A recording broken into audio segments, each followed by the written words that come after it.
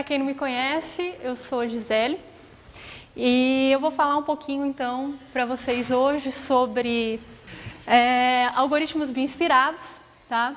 Em especial, então vou falar primeiro sobre alguns conceitos e depois vou entrar mais na parte de aplicações, tá? Para aprendizado. Como é que vai funcionar, então? Basicamente, o curso está organizado em 3 partes principais, tá? Então, eu vou começar, hoje eu vou falar toda a parte 1 e um pouco da parte 2, e aí amanhã a gente vai focar mais na parte 3, tá? Então, só para começar, quem já ouviu falar em algoritmos bioinspirados? Alguém ouviu falar? Antes de olhar o título desse curso. Tá.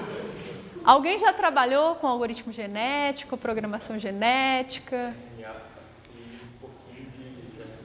Tá. Então, olha só.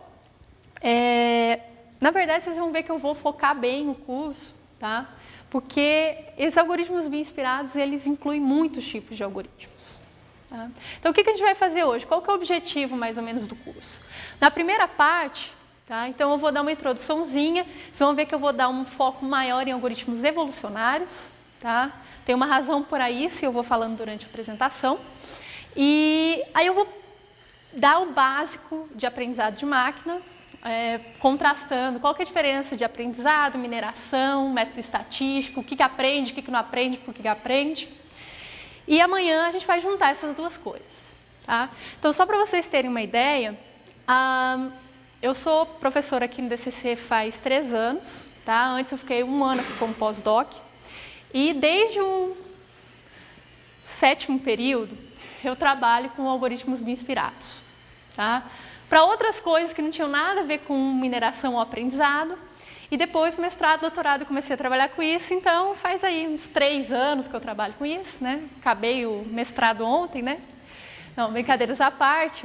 Faz mais de 10 anos que eu trabalho com isso, né? Entrei na universidade muito jovem, então 15 anos eu já estava lá, ó, ralando. Bom, então eu vou começar com essa parte, vocês podem me interromper a qualquer momento, qualquer dúvida, qualquer coisa, só perguntar, tá bom?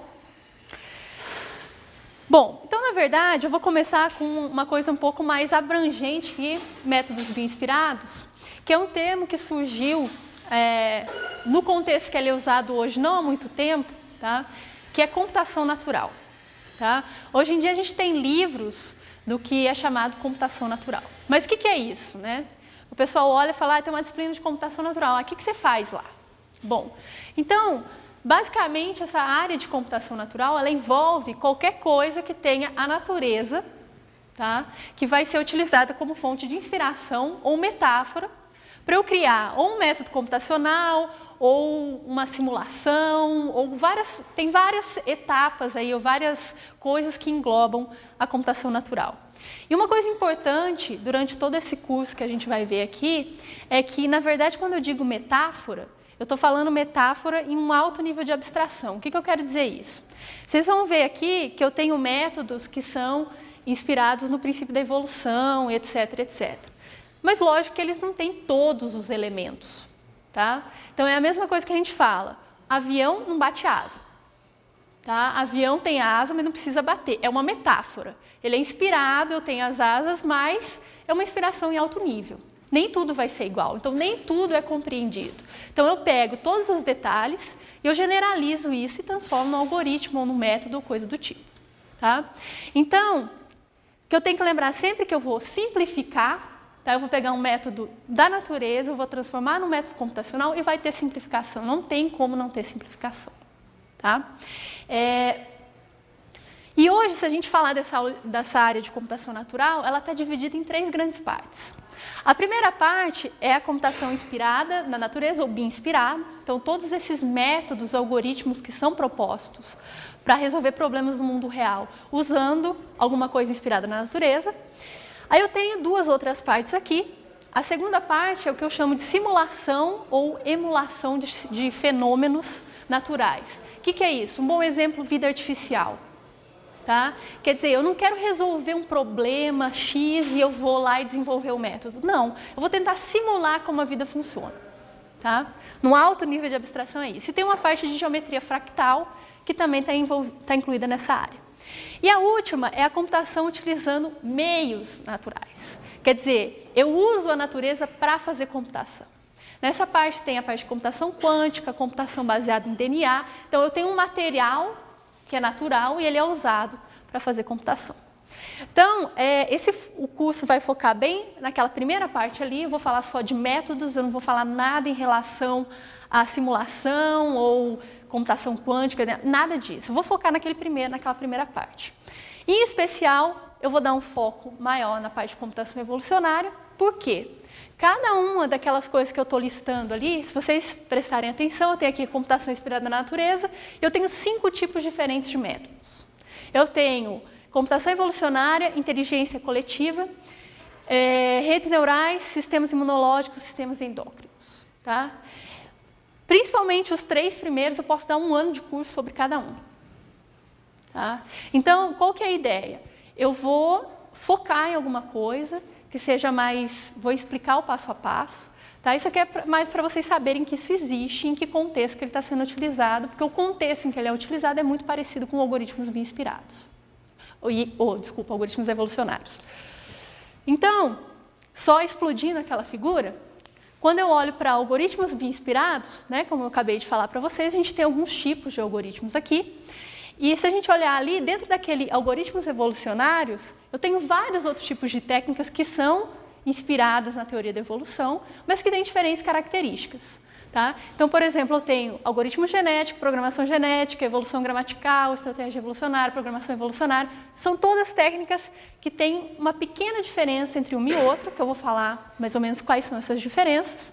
Mas depois a gente tem vários outros algoritmos que são bioinspirados e que, principalmente aí nos últimos 10, 20 anos, começaram a se popularizar bastante. Tá? Exemplos, colônia de formigas. Quem já ouviu falar nos algoritmos de colônia de formigas? Quem não ouviu, infelizmente não vai ser hoje, mas vocês podem dar uma olhada, eu posso passar umas referências. Tá? E a mesma coisa esses sistemas de algoritmos de enxames de partículas, mesma coisa, bioinspirado, resolve um monte de problema, só que eu não posso falar sobre todos em 6 horas. Tá? Então, aí a mesma coisa, eu tenho aqui redes neurais, que tem vários tipos de redes, que já é uma área mais bem estudada, uma fundamentação matemática maior. E, por último, eu tenho esses sistemas imunológicos artificiais, tá? Que foi uma área que recebeu bastante ênfase assim, na última década, e também tem vários tipos de algoritmos. E, além de tudo, desses 4 grandes campos aqui, eu tenho muitos métodos híbridos. Né? Então, eles vão combinar, por exemplo, um algoritmo evolucionário com uma colônia de formiga para resolver um problema X. Tá? Então, é muito vasta essa área de algoritmos bioinspirados. Qual que é a ideia hoje, então? A ideia é focar, tá? Só que vocês vão ver que os cenários de aplicação e as razões pelas quais esses algoritmos são tão utilizados e têm sucesso em várias aplicações, elas são mais ou menos as mesmas. Embora cada um tenha uma especificidade que faz com que ele seja melhor uma aplicação X ou Y. Tá? Então, quando a gente fala desses métodos de computação natural, e principalmente dessa parte de algoritmos, né? A gente tem que lembrar algumas coisas, e antes de começar a falar qualquer coisa sobre esses algoritmos, tem alguns pontos que a gente sempre tem que lembrar. Tá? Primeiro, é que esses métodos são métodos estocásticos. Qualquer método que é bioinspirado, ele é estocástico. Estocástico, o que é estocástico? É a mesma coisa que não determinístico. Quer dizer isso?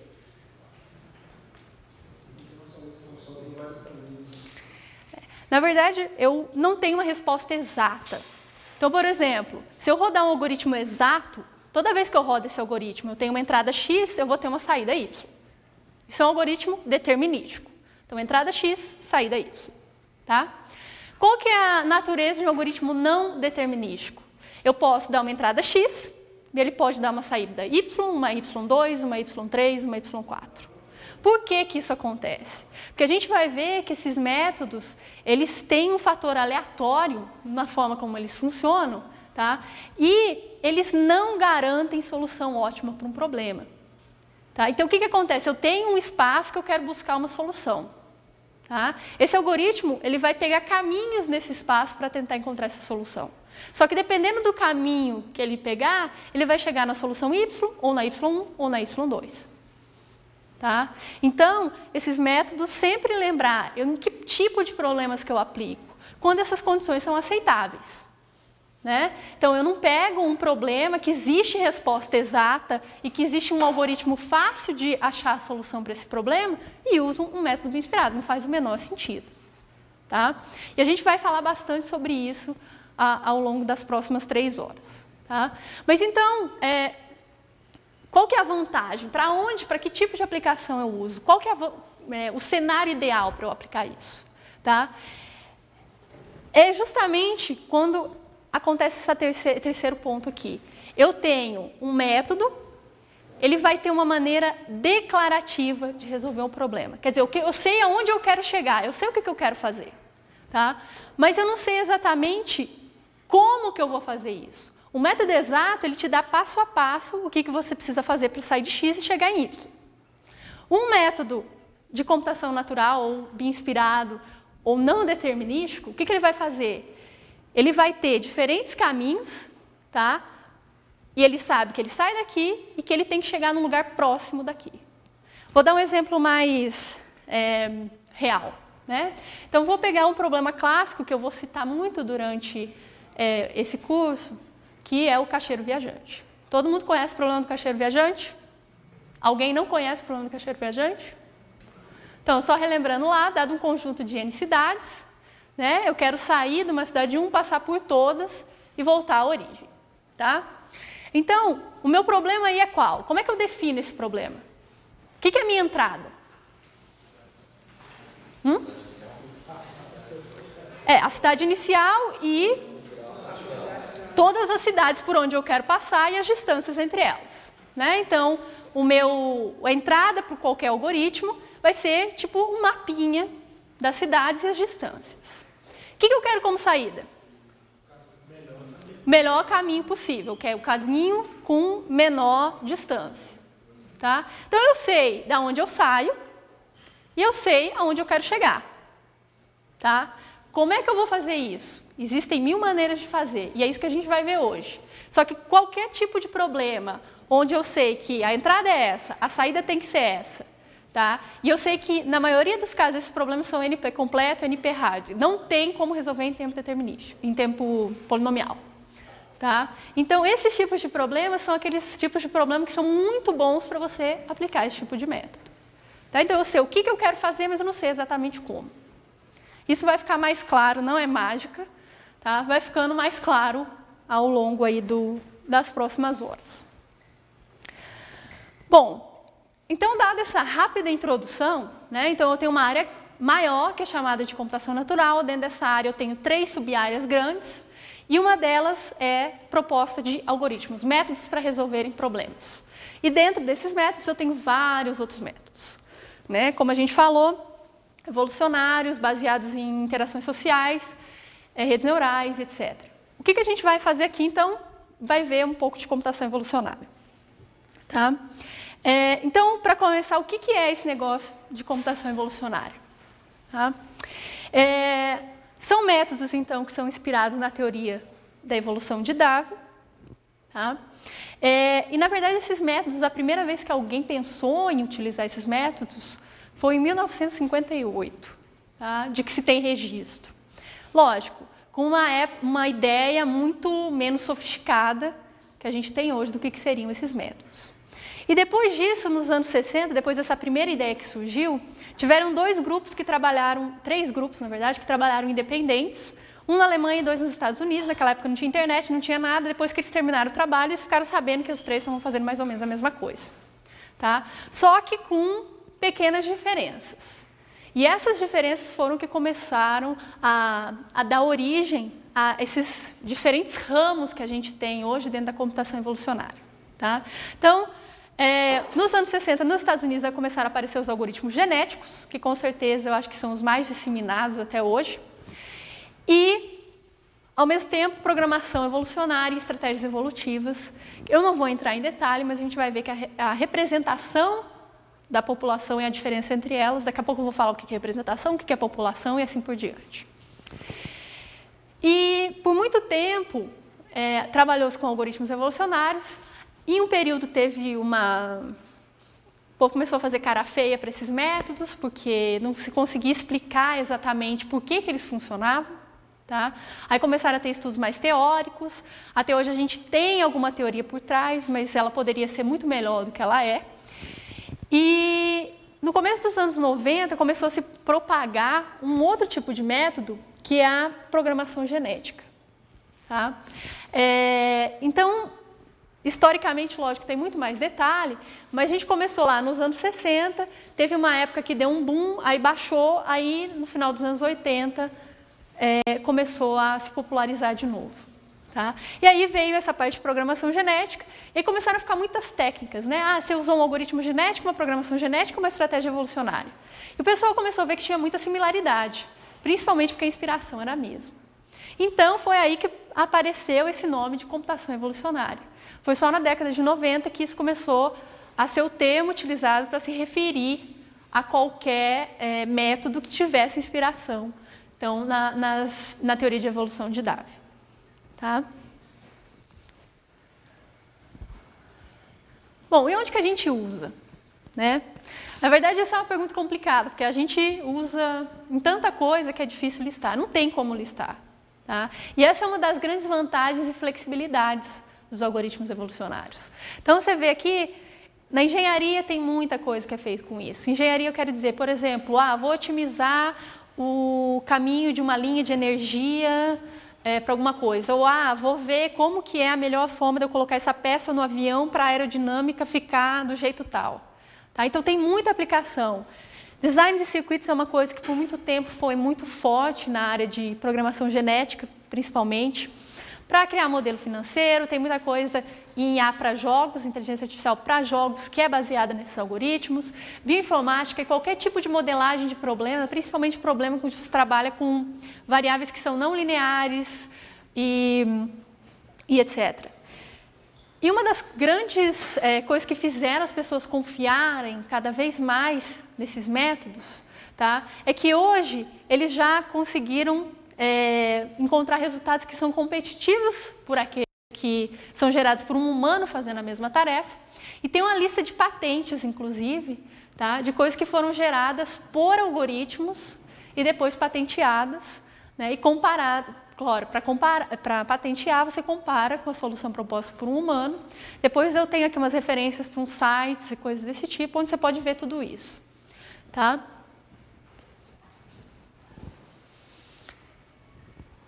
Agora, o que faz isso ser possível? O que faz com que eu consiga aplicar esse tipo de algoritmo em qualquer área de aplicação? Né? Basicamente, é porque o algoritmo ele é o mesmo para qualquer problema. O que eu quero dizer com isso? Ele tem um fluxograma, ele tem uma série de tarefas que eu tenho que cumprir, tá? E elas são sempre iguais, elas nunca mudam. O que muda, então? O que faz com que eu consiga resolver qualquer problema? Ele tem 3 componentes principais, esses algoritmos evolucionários, e mudando esses 3 componentes, eu consigo fazer qualquer coisa. Tá? Lógico, tem que modelar direitinho, senão eu não consigo fazer nada. Né? Mas quais são esses componentes? Primeiro, como que eu represento um indivíduo? Aí vocês vão perguntar, mas o que é um indivíduo? Nem comecei a falar sobre isso ainda. Basicamente, um indivíduo ele é sempre uma solução para um problema que eu estou resolvendo. Então, se eu estou resolvendo o problema do caixeiro viajante, o que é um indivíduo? É o caminho completo. Tá? Então, sempre o indivíduo é a solução para o problema que eu estou resolvendo. Então, eu mudo a representação do indivíduo, mudo o que eu chamo ali de função de aptidão, ou de adaptação, ou de fitness, que é o termo que a gente mais usa, que vem do inglês mesmo. O que é essa função de fitness? É o quão bom esse indivíduo é para resolver meu problema. Então, se eu tenho lá vários indivíduos que representam caminhos, né, para o problema do caixeiro viajante, como é que eu avalio esses indivíduos? Qual que é o melhor? O menor caminho. Então, eu avalio esses indivíduos usando uma métrica que vai me dar uma estimativa de quão boa aquela solução é para resolver meu problema. E por último, eu tenho o que eu chamo de operadores genéticos, tá? Que a gente vai ver com bastante detalhe aqui, que são eles que modificam essas soluções e eles fazem com que essas soluções, esses indivíduos evoluam. Tá? Então, basicamente, vocês vão ver que o algoritmo que eu vou mostrar aqui para vocês hoje, para qualquer aplicação, ele é o mesmo. O que eu mudo? Esses 3 componentes. Como eu represento, como eu avalio e como que eu vou fazer essas operações, porque essas operações elas são dependentes de representação. Então, dependendo de como eu representei, eu vou fazer essa operação de um jeito ou de outro. Mas tem 2 operações principais, que é cruzamento e mutação. Tá? Que eu vou também entrar em detalhes durante o curso. Tudo bem até agora?